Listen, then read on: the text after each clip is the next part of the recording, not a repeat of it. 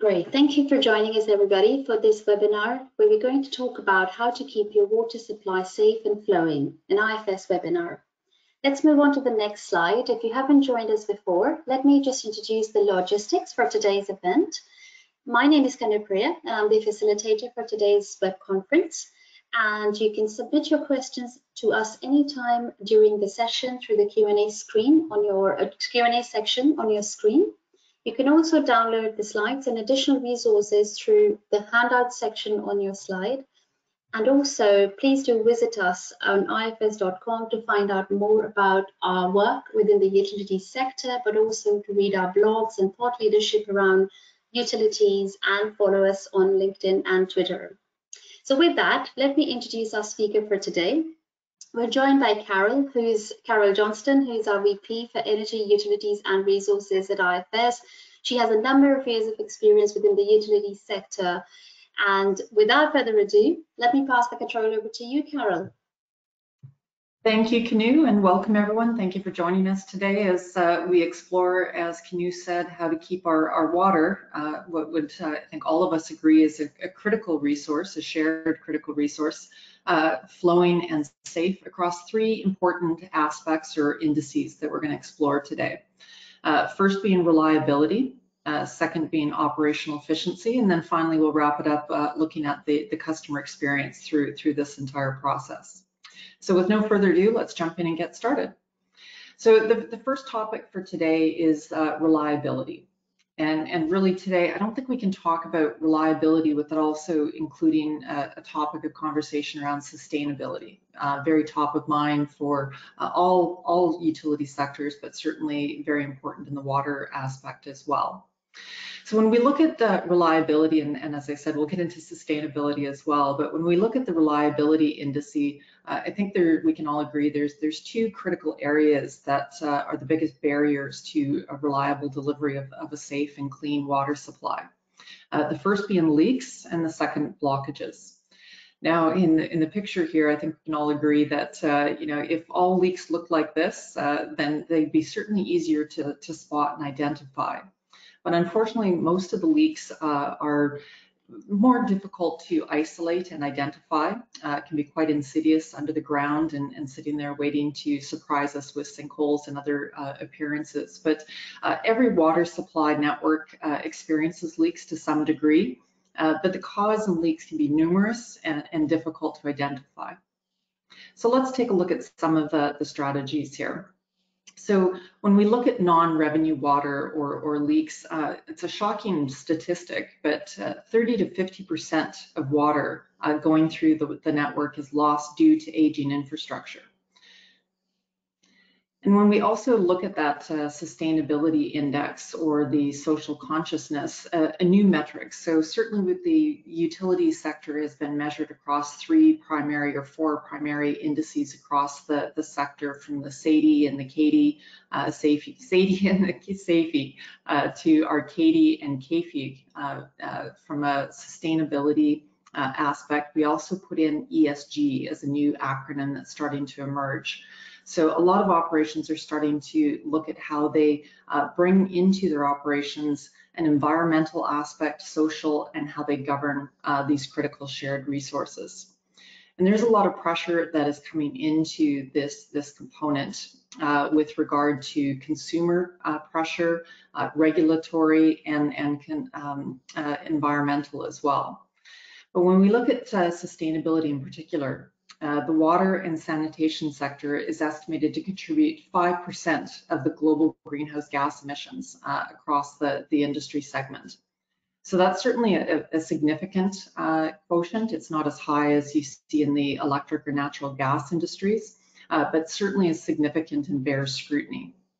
And when we look at the consumption of generated power through the water pumps and some of that aging infrastructure, just in the efficient transport of the water from source to consumer, we're consuming 13% of the generated power in the water industry in most cities and municipalities. So there's certainly a lot of opportunity there for efficiency and reduction of the carbon footprint of the water industry and improving the use of also our electric facilities and infrastructure as well. And when you layer in that need for operational efficiency and improvements, we also look at the other half of the equation, where the demand for water is expected to rise by over 50% by 2050. So we have this pressure from two fronts, where we're looking to reduce the carbon footprint, the pressure on the environment, the consumption of a critical resource in electricity, but also how we sustain a growing population and demand for clean water supplies. So, the building blocks of a perfect storm, if you will.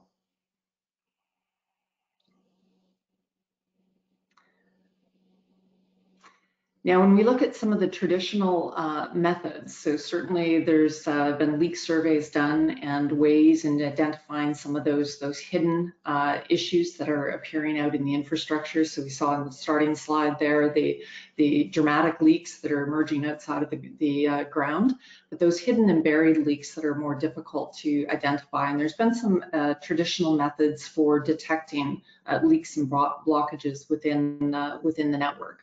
I'm sure all of you are familiar on the call today with leak surveys using either fixed or portable acoustic devices, where field workers or devices can be taken out into the field with sensitive listening capabilities to identify the source and location of leaks that are happening in the underground infrastructure. There's also pressure gauges and devices that can either be put in either a temporary or a permanent manner to actively and proactively monitor the network, detecting where low pressure situations are occurring. And then, of course, there's more dramatic ones where you can visually see where there might be buried leaks and underground infrastructure issues, where sinkholes and ponding have appeared, either ones that are just opening up as a small pothole or ponding, or the larger ones that have actually opened up and swallowed up cars and homes and people, unfortunately. And then the fourth aspect of the traditional methods is people. So being able to engage with the consumer base, whether it's people calling in reporting either low pressure issues, high bills, or frankly poor water quality, where that might be an indication of a leak in the system, either behind the meter or in the utilities infrastructure. And when we blend this traditional components and look at some of the emerging technologies that can also be used to help augment the detection and restoration of leaks, we're looking at sort of five different emerging technologies. And I'm sure there's a lot more here that we could also dive into, but I've just selected these five for us to evaluate together. So one that's coming out is what's called a non-conductive cable.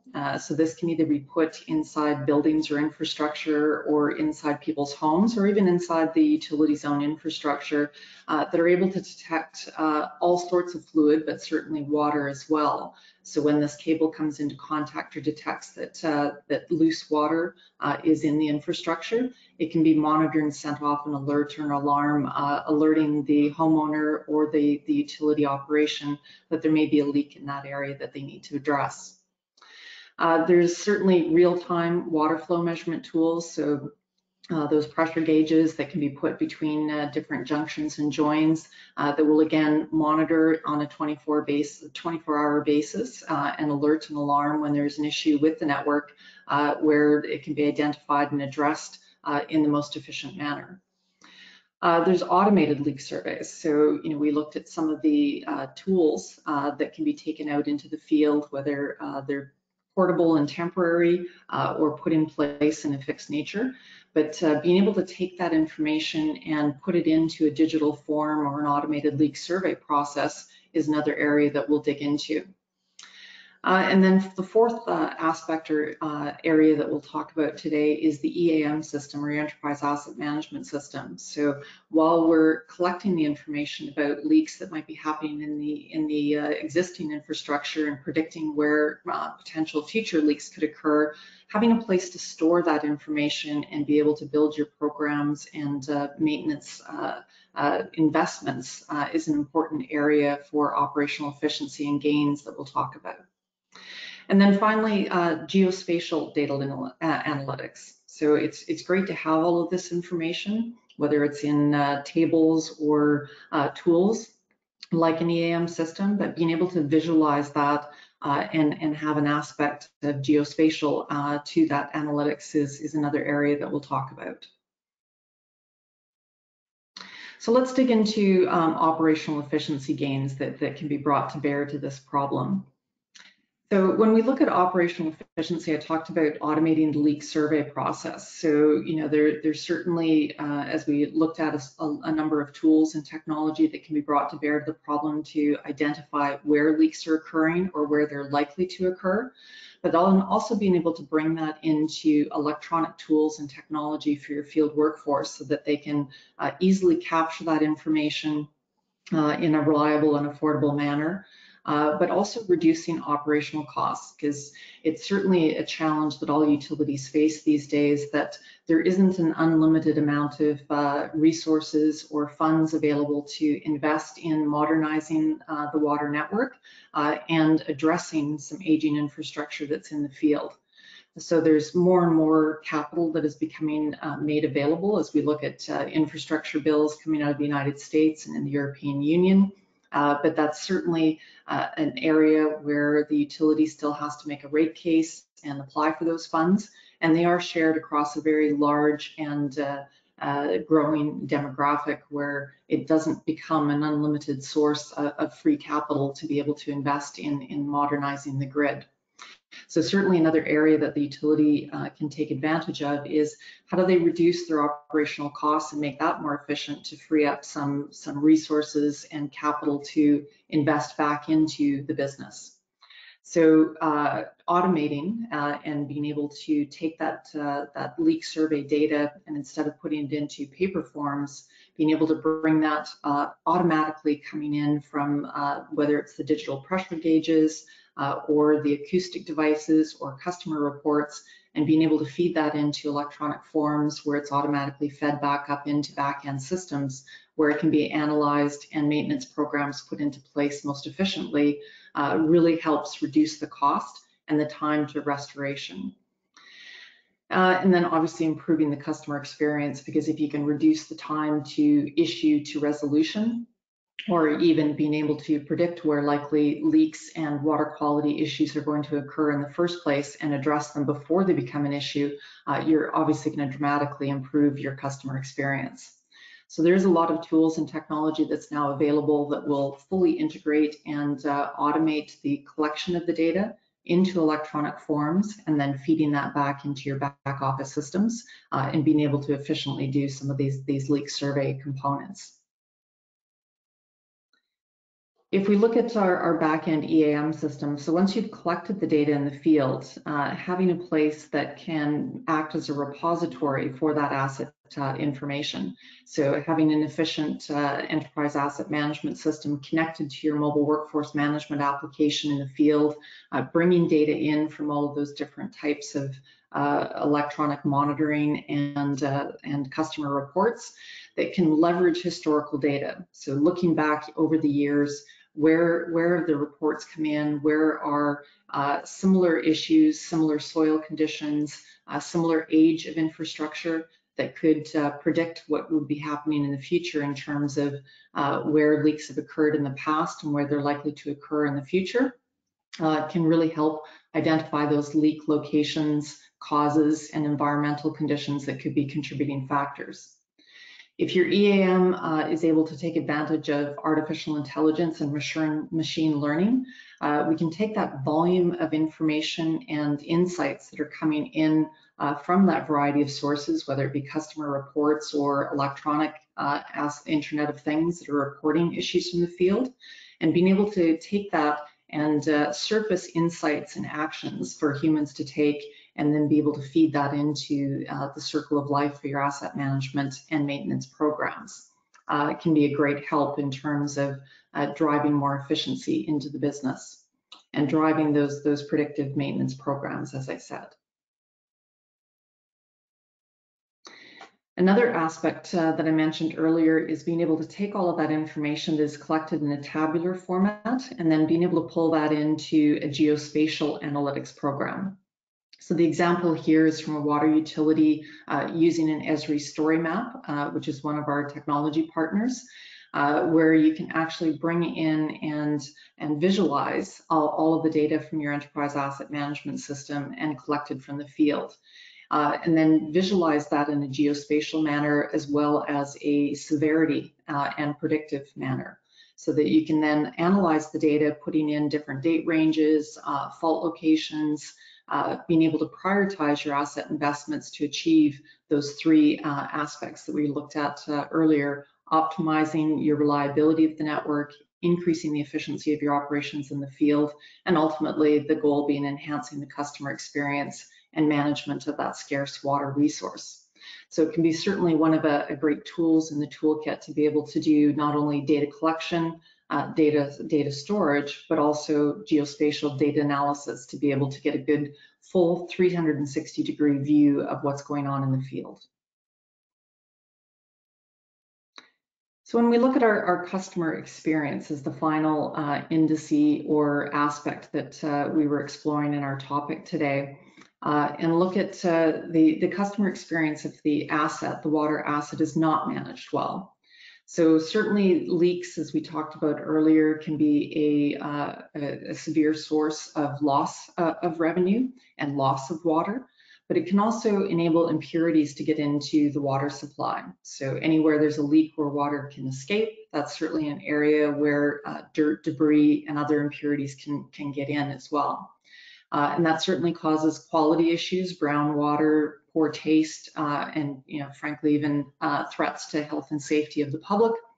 But it can also cause issues like low pressure, where you can't have a shower and clean the water and the shampoo from your hair. But high bill complaints can also increase, which drives a little bit of pressure onto the utility to deal with all those complaints and send field workers out, where even if it is not the utility's issue, where it's a broken line or main behind the meter, it certainly is an area that is a draw and drain on the utility's resource to investigate those bill complaints. And also, as a steward of that scarce resource, it behooves all of us to make sure that we're efficiently managing the supply chain and the pipe and infrastructure. So customer communications, so it's great to ensure that we're looking at the customer experience at the end of the day, but how do we do that again in a safe and efficient manner? So customer communication programs where we're outbound communicating to customers about their role in water conservation, water quality and safety, but also enabling customers to easily contact the utility and report issues so that we do have that open and clear communications channels with the consumer base. So customer communication programs are certainly key to improving the water quality and the customer experience. Customer communication technology is key to making that efficient and cost-effective for the utility as well. So when we look at customer communications, it's certainly evolved over the last decade or so, and I think the pandemic has only fueled that, where we're all expecting more from all of our service providers. But certainly the means in which we communicate has also evolved. So there's something that we've been introducing into the dialogue called an omni-channel customer engagement, which is really the consumer choice on how, when, and where they want to talk and communicate to their service providers. And if we look at a Gartner survey, and they're predicting by 2022, which is this year, they're predicting that 85% of customer service interactions will start with self-service. Up from just 48% in 2019. So you can see how quickly this statistic has grown and evolved as technology has fueled the growth of the immediacy. Streaming services have trained us that we can watch our programs online where and when we want.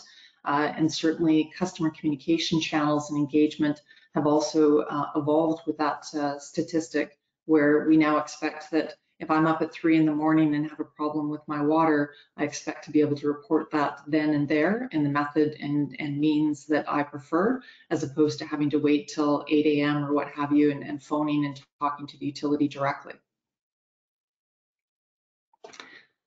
But when we also look at this communication channel through the different medians and look at it through the lens of the different age groups, it's interesting to see how this shift is also happening in terms of how we prefer to engage with our service providers based on our age demographic.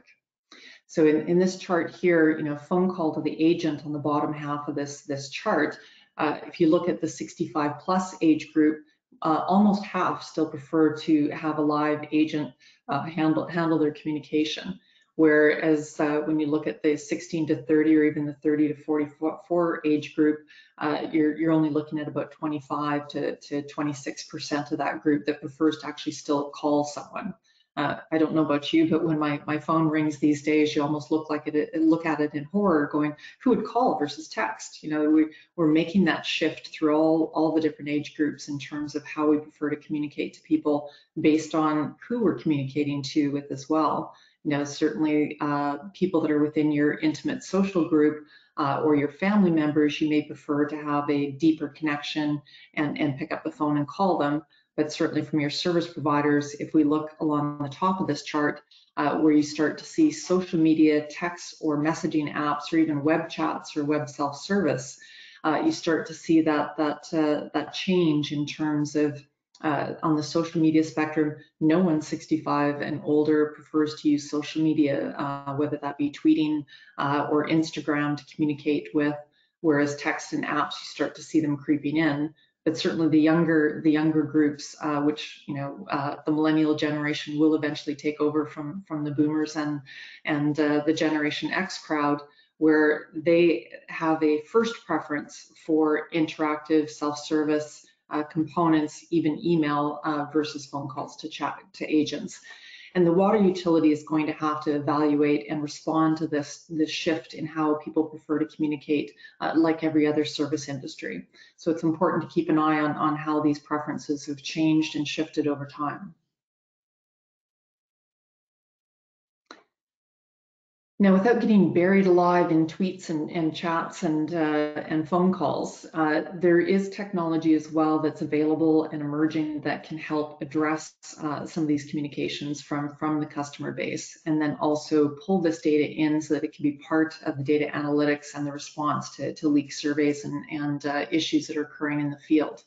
So certainly automating simple inquiries and reports, so where no human is required to engage with that customer base, and frankly where there's a preference not to have to engage a human in that report or inquiry. So being able to put in chat bots, being able to put in online self-service FAQ programs, filling out a report or making an inquiry or booking an appointment in a self-service manner, either through a customer engagement portal or through chats and text and email that I already mentioned.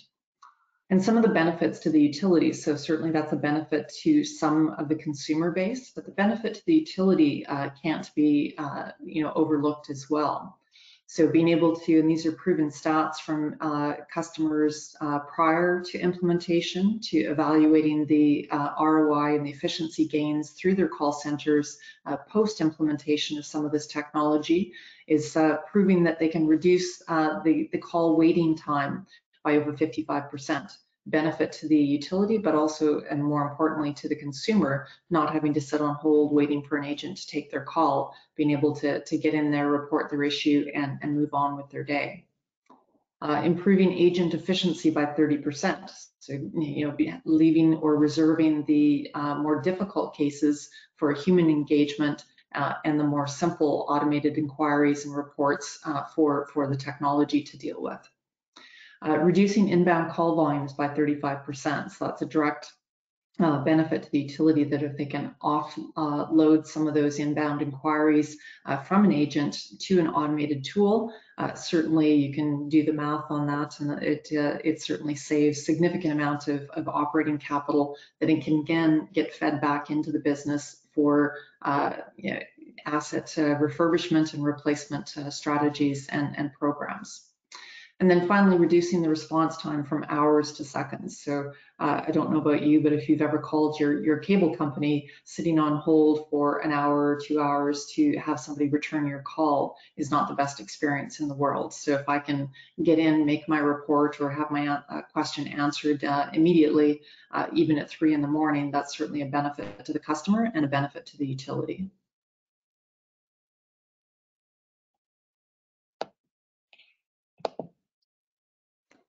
So in summary, what is the water utility of the future challenge to provide? So certainly improving the reliability of water, but as we look at the steward of that critical and scarce resource, more and more the water utility is being forced and should be forced to look at also sustainability of that scarce and shared resource. So you can't separate the two of those any longer, that it's no longer just enough to be able to reliably deliver that shared resource to a consumer. We have to do it in a sustainable and environmentally sensitive manner. 2, enhancing their customers' experience. So all of us are more aware and connected through social media to all of our service providers, but also to what's going on in the world, and ensuring that water utility customers also have that quality experience with their water utility, and making that more of a collective two-way experience where consumers can engage and the utility can also engage and educate and inform their customer base. And then finally, maintaining the water quality and affordability. So it's certainly been on the 6 o'clock news a lot in terms of, the draining of the aquifers, the scarce nature of groundwater, and how we can all be better stewards of the planet and ensure that we are able to continue to access a safe, reliable, and quality product from our water utility. And I'll wrap up and turn it back for a Q&A with just the question that, where is your utility in this journey, and are they ready for this new experience and this new way of operating? Thank you very much, Carol, and thank you all for listening in.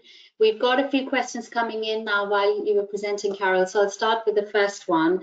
Can data from acoustic or pressure gauge devices be pulled directly into a survey report form? Yeah, that's a great question. And, certainly modern mobile workforce management systems out in the field have something called extensibility that does enable them to connect to third-party hardware or software to be able to, it's similar technology to barcode scanning, where you can take electronic information and transpose or receive that into electronic or digital data. So absolutely, being able to pull that information in, not having to rekey it in and introduce data entry errors is a key aspect to operational efficiency and streamlining your operations. Great, thank you very much, Carol. The second one, can inventory availability be considered when creating asset maintenance schedules? Yeah, another great question. So certainly, when we look at across the interconnectedness of data and business process these days, it's not enough to just simply create a program and go out and do surveys. To be really efficient, being able to target where you're surveying, being able to target where you're doing your replacement and maintenance programs to get the highest return on investment from that activity in the field. But also when you're building those programs, to be able to consider, just-in-time inventory procurement, because it's a very expensive aspect to have warehouses full of pipes and valves and all of the components that go into making up the water network. Being able to build a program and order just in time, or ensuring that you're able to move that inventory to the right location as you're building your programs, and using technology to fuel that and make that a more seamless and streamlined business operation is certainly possible these days, and should be part of your evaluation and consideration of a new system or new technology. Super. And the last question before we wrap up today's session. So last one is, do I have my EAM and GIS integrated in order to support the scenarios that you talked about in your session today? Yeah, so we looked at really three, emerging technologies or existing technologies that can come together to really automate and streamline the business process that we're talking about around leak surveys, blockages, and detections and repair activities. We looked at the activities that are happening in the field with your workforce management system. We looked at the back-end system in your enterprise asset management system, where you can store that information and then be able to use that for analytics purposes.